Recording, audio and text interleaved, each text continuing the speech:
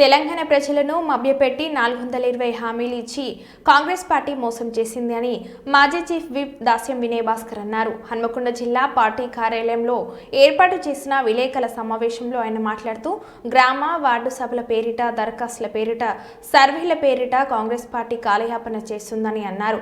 గతంలో మన జిల్లాలో పనిచేసిన ఉన్నతాధికారిని పమేలా సత్పతి ఐఏఎస్ ఒక మహిళా అధికారి అని చూడకుండా దూషించాడని మేము ఖండిస్తున్నామని తెలిపారు. వాళ్ళందరూ కూడా ఎంతో నమ్మకంతోని ఆశతోని వాళ్ళు చెప్పినప్పుడల్లా కూలీనాలు చేసుకుంటే వాళ్ళందరూ కూడా కూలీలకు పోకుండా సర్వేలకు హాజరై సభలకు హాజరై నిరాశ నిస్పృహతోని కాంగ్రెస్ నాయకులను ప్రశ్నిస్తుంటే వారికి జవాబు చెప్పలేని నిస్సహాయ స్థితిలో మంత్రులు శాసనసభ్యులందరూ కూడా అధికారుల పైన నిన్న మొన్న చూసినాం.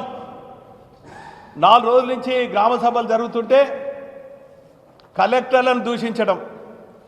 పాపం ఇక్కడ చేసిపోయినటువంటి పమేలా సత్పతి గారు ఒక బ్రహ్మాండమైనటువంటి ఆఫీసర్, చాలా మంచి పేరు గడించింది. ఇటు ప్రజలకు ప్రజాప్రతినిధులకు సమన్వయం చేస్తూ అనేక అభివృద్ధి కార్యక్రమాలు చేసింది. ఆమెను పట్టుకొని అహంకారంతో మంత్రులు ఇష్టం వచ్చిన ఒక సాటి కలెక్టర్ మహిళని చూడకుండా కూడా ఇష్టం వచ్చినట్టు మాట్లాడడం మేము తీవ్రంగా ఖండిస్తున్నాం. మరోపక్క మేమేం తక్కువ కాదని చెప్పి ఎమ్మెల్యేలు ప్రజలకు సమాధానం చెప్పకుంటే వాళ్ళను అధికారులను బాధ్యత చేసి ఎవరు ప్రశ్నించినా కూడా అధికారుల బాధ్యత అవుతుంది, మేము టర్మినేట్ చేస్తాము, మేము మీ ఉద్యోగాలు ఊడగొడతామని హెచ్చరించడు. ఇంకొక అడుగు ముందుకేసి ఇంకొకరు ప్రశ్నించే వాళ్ళను చెట్లకేసి కొడతాం, కట్టేసి కొడతాం, ఉరికిస్తామని. ఇది ప్రజాస్వామ్యంలో ఇది ప్రజాపాలన అని చెప్పి ప్రజలు ప్రశ్నిస్తున్నారు. నాయన ఈ కట్టేసి కొట్టుడు ఉరికేసి కొట్టుడు 4 నెలలు అయితే ప్రజాక్షేత్రంలో స్థానిక ఎన్నికల్లో ప్రజలు ఏ తీర్పిస్తారో కాచుకొని ఉండని చెప్పి ఇటువంటి చిల్లర మాట్లాడే శాసనసభ్యులను కాంగ్రెస్ నాయకులను హెచ్చరిస్తున్నాం.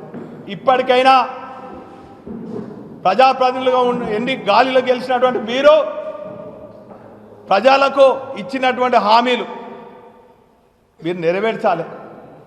నిధులు ఎక్కడి నుంచి తీసుకొస్తారో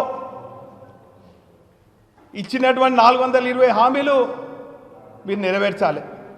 ఈరోజు కట్టేసి కొడతామంటే ఎవరిని కొడతారు? మీరు తులం బంగారం ఇస్తాన్ని మీకు ఓట్లు వేసినటువంటి మొన్న పెళ్లిళ్ళు చేసుకున్నటువంటి మహిళలను కొడతారా? రైతు బంధు అమలైతే లేదని చెప్పి రైతులను కొడతారా? కూలీనాలు చేసుకున్న రైతు కూలీలను మీరు ఇచ్చినటువంటి 12,000 హామీ ఇచ్చినటువంటి 12,000 అమలైతే లేదన్నందుకు కొడతారా? మా ఆటో కార్మికులు గిరాకీలు లేక ఆత్మహత్యలు చేసుకుంటుంటే మా కుటుంబాలు రోడ్ల పడ్డాయని చెప్పి అడుగుతున్నటువంటి ఆ కుటుంబ సభ్యులను కొడతారా? చివరికి కవులకు కళాకారుల క్షేత్రమైనటువంటి వరంగల్ జిల్లాలో గొప్పగా నిర్మాణం చేసినటువంటి కాళోజీ కళాక్షేత్రం మేము పూర్తి చేస్తే దానికి కళ్ళలు లేచి మేము ప్రారంభించకుండా ఉంటే అక్కడ కవులు కళాకారులు ప్రదర్శన చేస్తున్నాం. మాకు 1,50,000 2 లక్షలు ఇవ్వలేకపోతున్నాం, మా ప్రదర్శనలు నిర్వహించుకోవాలని మేము అడుగుతుంటే కళాకారులను కొడతారా? ఈరోజు ఎవరిని కొడతారు నాయన?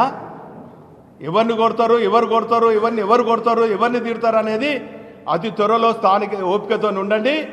4-5 నెలలో లేక మీరు బీసీలకు 42% స్థానిక ఎన్నికల్లో రిజర్వేషన్లు ఇస్తా ఎందుకు అమలు చేస్తలేరు, ఎందుకు ఇది చేస్తలేరు అన్నందుకు బీసీలను కొడతారా నాయన? ఎవరిని కొడతారో త్వరలో తెలుసుకుందామని కూడా ఈ సందర్భంగా తెలియజేసుకుంటూ ఇప్పటికైనా జాగ్రత్తగా ఉండి బల్పు మాటలకు స్వస్తి పలికి జాగ్రత్తగా ప్రజల మధ్యలో ఉండి ప్రజలు మెప్పు పొందే విధంగా మీ కార్యక్రమాలు ఉండాలి తప్ప ఇటువంటి దగుల్బాజీ మాటలు, దౌర్భాగ్య మాటలు, ప్రజలు మోసగించే మాటలు చెప్తే మాత్రము ప్రజలు ఊరుకోగారని ఈ సందర్భంగా తెలియజేసుకుంటూ ఇప్పుడు మా సోదరులు నరేందర్ గారు మాట్లాడుతున్నారు.